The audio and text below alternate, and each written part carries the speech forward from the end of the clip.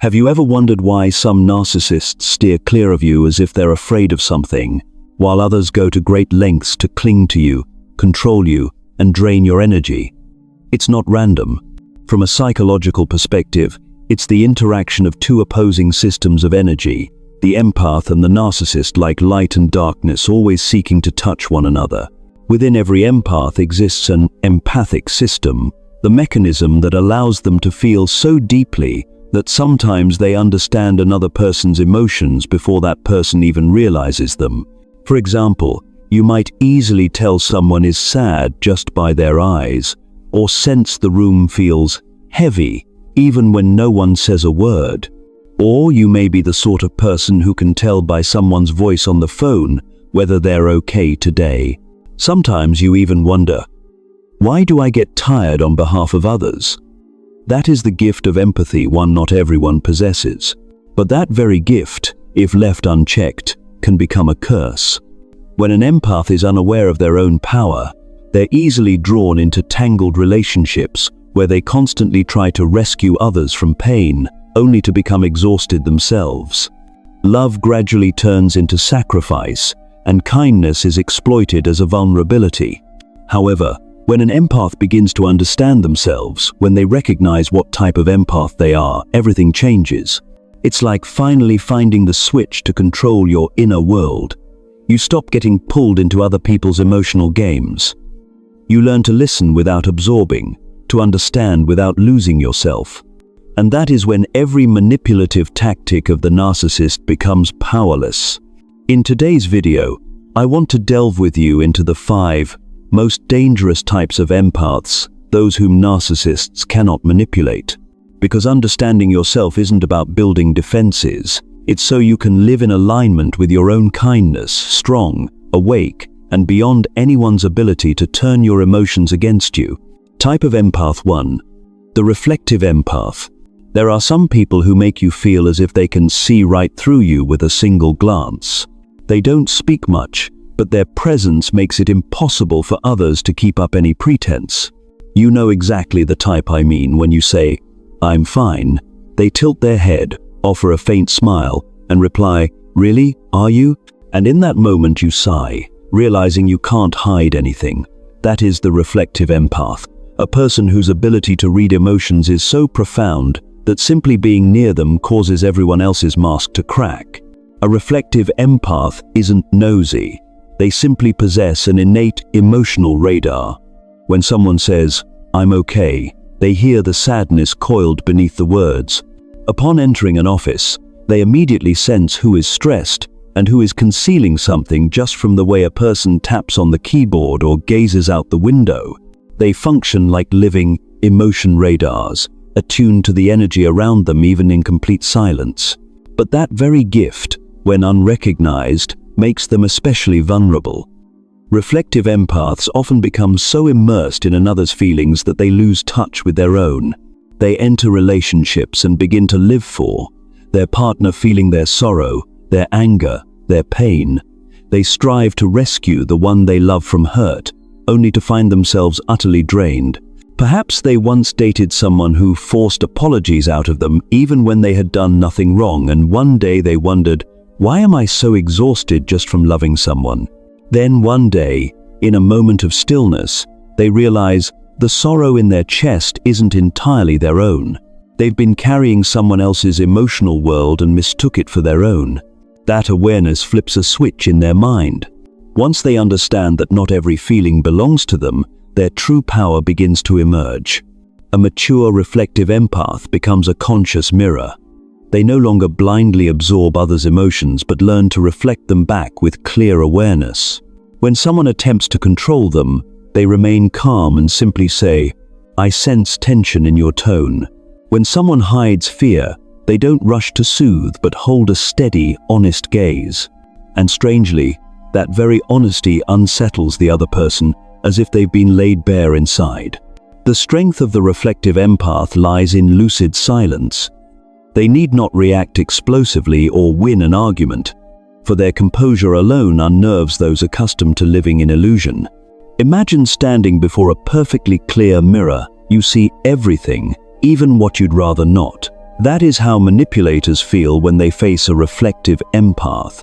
Someone who has never confronted their own self could not withstand such a gaze, because that gaze doesn't judge, it simply reflects the very parts they've long hidden. When a reflective empath reaches this state, they become virtually untouchable, not because they build an invisible wall, but because they know exactly which emotions are theirs and which belong to others. They listen without dissolving, understand without losing themselves, and that renders every manipulative tactic powerless. A reflective empath is the world's mirror not to condemn, but to illuminate. They do not oppose anyone, they simply exist in such honest presence that others are forced to face themselves. When you reach that point when you can reflect without dissolving, you are no longer a victim, you become a guide, carrying a light that no darkness can hide from. Type of empath. 2WO. The intuitive empath. If the reflective empath is the mirror of emotions, the intuitive empath is the mind's fine-tuned radar. They need no one to speak, nor any concrete evidence, they just know. They know when someone is faking happiness, sense when a story is off, and recognize it even before any logical reason emerges. Sometimes, as they listen to someone's tale, not halfway through, a tiny bell rings inside. Something here is wrong. Intuitive empaths live by what they call their body's intuition. The slight tightening in the chest, the heaviness in the stomach, or the quickening of the heart when near someone radiating negative energy. Paradoxically, although they always sense it, they are the ones most prone to doubt their own instincts. They tell themselves, "I must be too sensitive," or "I'm imagining things." And the very moment they dismiss that feeling is when they fall into the trap, especially when facing a narcissist who excels at crafting the perfect facade through words and logic. Imagine you meet someone new. They converse smoothly and behave flawlessly. Yet something gives you a chill. Still, you think, "I'm overreacting." 6 months later, you learn that person has manipulated half your friend group, spread lies, and you find yourself caught in the middle. All you can do then is sigh. "I knew it." The classic line of an intuitive empath just before they fully awaken. When an intuitive empath activates, they begin to trust their own psychic radar. They understand that the body never lies sometimes. It is the mind's most honest part. They learn to heed the flutter in their gut, the warmth on their skin, or the heaviness after a conversation. Those signals are the warning language of their intuition, and once they start trusting them, every psychological manipulation becomes powerless. A mature intuitive empath needs no proof to know someone is lying. They feel the dissonance in the energy, as if words and emotional frequency do not match. And interestingly, they need not call it out. They simply smile, stay silent, and observe. Often, that very silence unnerves the manipulator into revealing themselves. The power of the intuitive empath lies in absolute trust in their own body. When they stop overanalyzing and cease trying to rationalize everything, they begin to see the world more clearly than ever. Their body becomes a compass, an emotional compass that always points toward truth. And the miracle is, when they operate in this state, manipulators can hardly touch them. Before they are deceived, they have already felt the off energy. Before they are wounded, they have sensed the internal discord. They keep their distance not out of fear, but out of knowing exactly what is coming. The intuitive empath does not live by theory. They live by sensation. They need no lengthy analysis of others, for their body has already read the signals.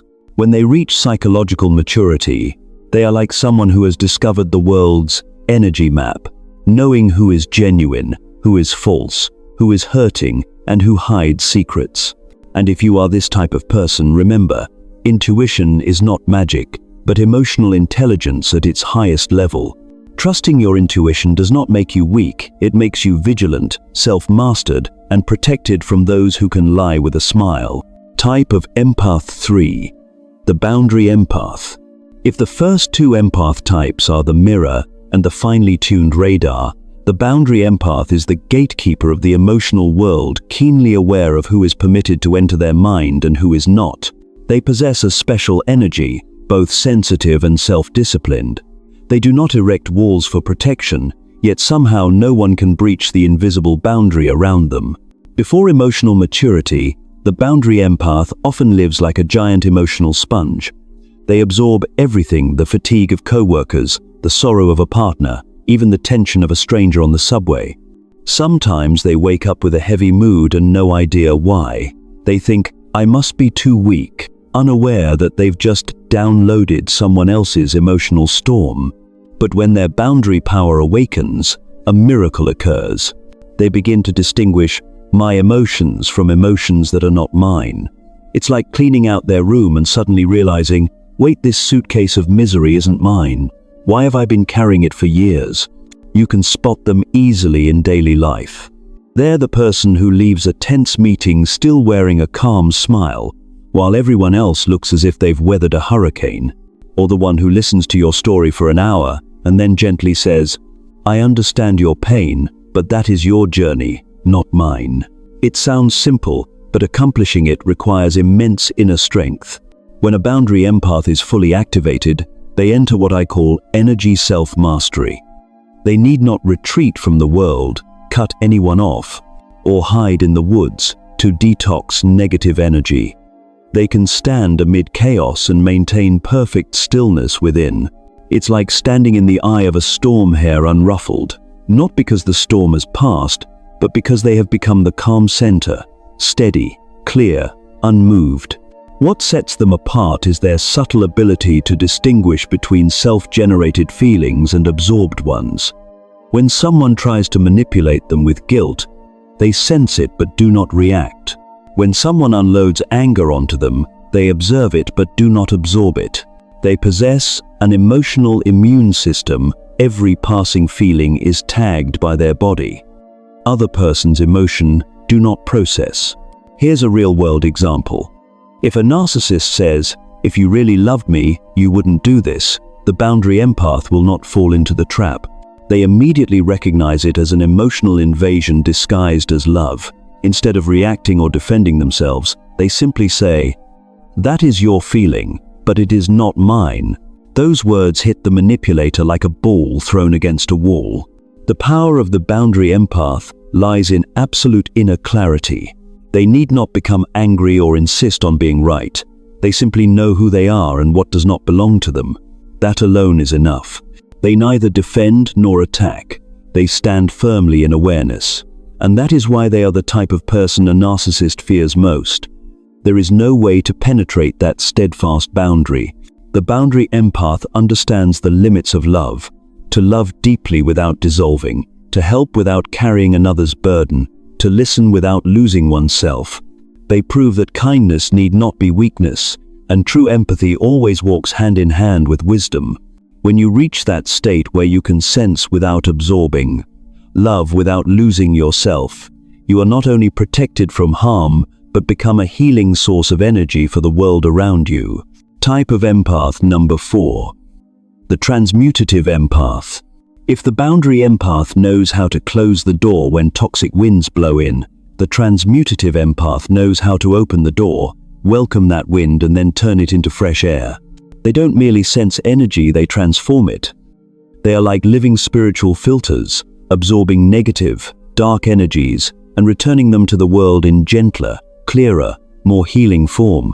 Before activation, the transmutative empath often serves as the world's emotional trash can, literally. You know the type. Everyone unloads their frustrations, complaints, and anger on them. They listen, nod, comfort, endure. But when the other person leaves feeling lighter, the empath is left utterly drained, head heavy, chest tight, eyes stinging. They cannot understand why. Every time they help another, they end up utterly exhausted. Imagine you have a close friend who recounts endless relationship drama. Every day she calls, sobbing, and says, "You're the only one who understands me." You listen, empathize, offer advice, and then hang up and sit, stunned for 10 minutes, feeling as if you've just run an emotional marathon.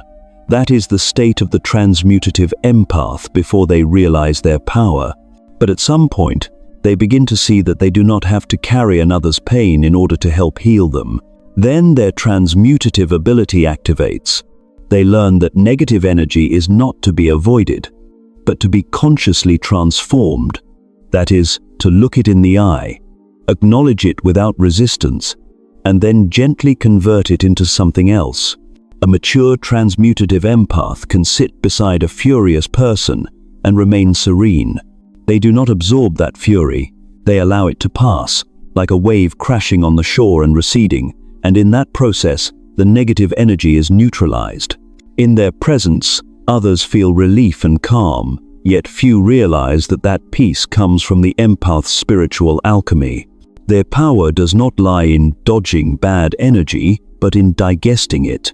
Like fire burning trash to produce light, the transmutative empath uses awareness and acceptance to burn away toxic emotions, not with anger, but with deep love and inner stillness. When fully activated, they enter what I call alchemical immunity. No one can use their emotions to manipulate them. When a narcissist attempts to vent rage or shift blame, that energy does not harm them, it is instantly transformed. It is like throwing a clod of mud into clear water and seeing it ripple briefly before returning to crystal clarity. They are people who can stand in conflict without being swept away, hear an attack without feeling the need to defend, face pain without losing their tranquility. They possess an energy that softens even the angriest souls, not because they speak up, but because their very presence is a balm to the spirit. And here is the wonderful paradox. The more the transmutative empath understands their role, the more energized they become. Instead of collapsing after each encounter, they feel as if they have just meditated because they no longer absorb bad energy, but convert it into light. They are healers without titles, people who make you feel at peace simply by sitting beside you. They wear no superhero cape and wield no magic, but they know how to turn tears into wisdom and pain into compassion. When you reach that level, you are not only protected from harm, but you become a gentle lantern in a noisy world where negative energies cannot survive, only transform into stillness and light. Type of empath number 5. The sovereign empath. If the first 4 empath types are those who learn to understand, reflect, protect, or transmute emotions, then the sovereign empath has ascended to a higher level of awareness, where they are no longer swept away by the tides of others' feelings, but stand firmly in their own light. A sovereign empath does not need to prove their kindness, nor require love to feel worthy. They have endured sufficient hurt to know that true empathy does not arise from a need for acceptance, but from the ability to be fully present with oneself. When others attempt to manipulate them through emotion, they simply offer a gentle smile, as if they have already anticipated every move on the board. You will recognize a sovereign empath by their unshakable calm. They listen without dissolving, help without rescuing, love without losing themselves. When someone grows angry or controlling, they neither resist nor yield, they stand steady, like a tree trunk at the center of a storm. And it is that very tranquility that unsettles manipulators most, for they find no buttons left to press. In relationships, a sovereign empath no longer seeks someone to complete them, because they understand that no one can fill a void they themselves have not first accepted. They enter love not to be saved, but to grow together. They give because they choose to, not out of fear of being abandoned. An easy way to picture this. Imagine you were once a mirror reflecting all the light around you, but now you have become a lamp. You no longer need to reflect someone else to shine. Your light comes from within. The sovereign empath is that lamp, illuminating the world by their own truth, requiring no permission or validation from anyone. And once they reach this state, they become immune to narcissists. All manipulation tactics hinge on one weakness: the need for approval. But the sovereign empath no longer requires that. They have found inner validation through self-respect, through honesty with themselves, through the capacity to love without sacrificing freedom. Ultimately, the sovereign empath proves that empathy is not a burden, but a power when paired with awareness. They do not combat darkness, they simply stand still, allowing the light within them to do the rest. And that is the pinnacle of the empath's journey. When you no longer need protection from the world because you have become the safest refuge for yourself. When we reach the end of this journey, we realize that no empath belongs to a single template. In reality, most of us embody a subtle blend of 2 or 3 types, with one predominant style guiding our entire emotional mechanism. And because of this, there is no universal formula for protection. The healing and growth of an empath do not come from shutting down or numbing one's feelings, but from deeply understanding one's own psychological structure and activating the precise energy we already possess. When an empath is activated, that is, when they live in full awareness of their true nature, a wonderful transformation occurs. The narcissists who once manipulated them with ease suddenly feel uneasy, insecure, and begin to withdraw. Not because the empath resists or fights back, but because there is no longer any weakness to exploit. The empath's presence itself becomes a natural shield, requiring no words and no effort, simply a still, steadfast energy so potent that every controlling intent dissolves into silence. With unavoidable relationships such as family, co-workers, or close relatives, that effect is even stronger. When a mature empath stands firm in their awareness, manipulative tactics not only fail but backfire. The other person is forced either to become more honest or to retreat from the relationship because they can no longer exert control. In either case, the empath prevails without having to fight. The true power of the empath does not lie in building walls or hiding emotions, but in living authentically, mindfully, and sovereignly with one's inner world. When you understand which empath type you are, when you learn to heed your body, reflect consciously, or transform negative energy into clarity, you are no longer drawn into the emotional games of others. You become the one who writes the rules anew, and that is the inviolable power of the awakened empath. They need not protect themselves from the world, for awareness itself is the strongest armor. Once you truly know yourself, no one can use your emotions against you. In that state, you are not only safe, you are free.